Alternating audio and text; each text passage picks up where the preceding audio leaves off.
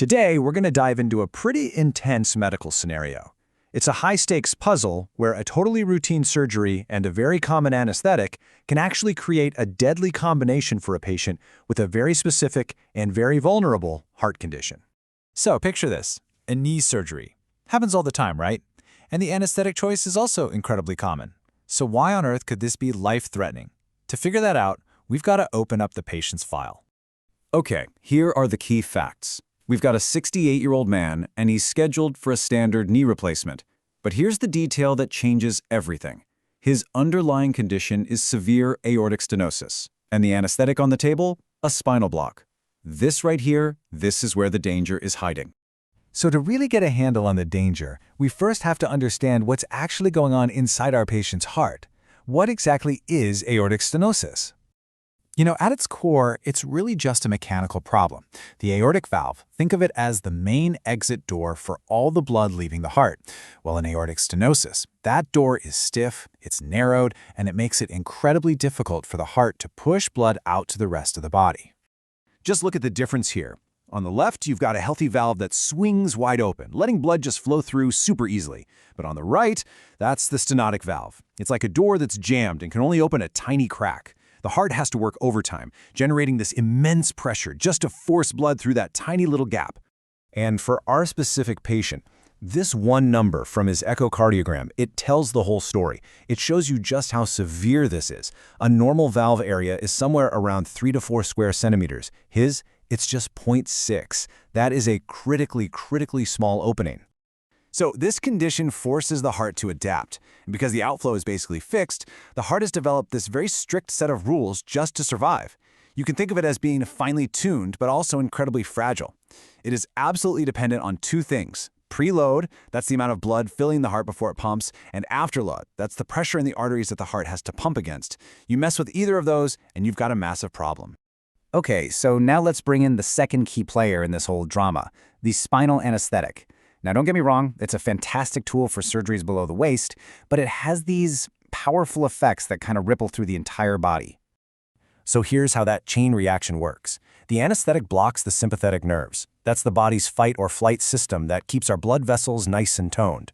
Well, without those signals, the blood vessels, and we're talking both arteries and veins, they just relax and widen. And this sudden relaxation causes a sharp, pretty significant drop in both preload and afterload. You can probably see where this is going. And this, right here, is where our two worlds collide. You've got the rigid, demanding world of the stenotic heart, and the powerful, relaxing world of spinal anesthesia. This is the absolute heart of the conflict. The heart with severe aortic stenosis is desperately screaming for two things: a high, stable preload to fill itself up, and a high afterload to maintain that blood pressure. But what does spinal anesthesia do? It delivers the exact opposite. A sharp drop in both. It's a perfect storm. And the result of this mismatch? Well, it's not subtle. It's a full-blown hemodynamic crisis. The body's entire circulatory system is just thrown into absolute chaos.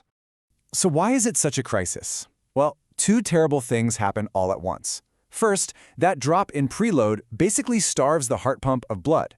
With less blood coming in, even less can be forced out of that tiny, narrow valve. Second, the drop in afterload means the blood pressure just plummets, which compromises the blood supply to the heart muscle itself. So the very muscle that's already overworked is now being starved of oxygen, and this can lead to a collapse fast.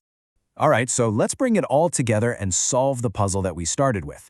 Why is this specific combination so incredibly dangerous? This quote just gets right to the heart of it. For a heart that has a fixed outflow problem like this one, that dramatic drop in both preload and afterload caused by the spinal anesthesia is something it simply cannot handle. And we can be sure this is the real core issue by just ruling out some other concerns. Could a slow heart rate be the problem? Not the main one. That severe low blood pressure is the real killer here. Does spinal anesthesia make the heart muscle contract harder? Nope, it affects the blood vessels. What about an epidural hematoma? Well, that's a risk of the procedure itself, not a direct conflict with the patient's heart condition. So the crucial point is this. It all boils down to a fundamental and, frankly, dangerous mismatch. The heart has adapted to this very narrow, very rigid set of rules to survive, and the anesthetic comes in and systematically breaks every single one of those rules. And that really leaves us with a final thought, doesn't it? This case is such a powerful reminder of how an underlying condition can create these hidden vulnerabilities, turning what seems like a routine medical choice into a life-or-death decision. It's a heck of a lesson in looking beyond the obvious to understand the deep, physiological story of every single patient.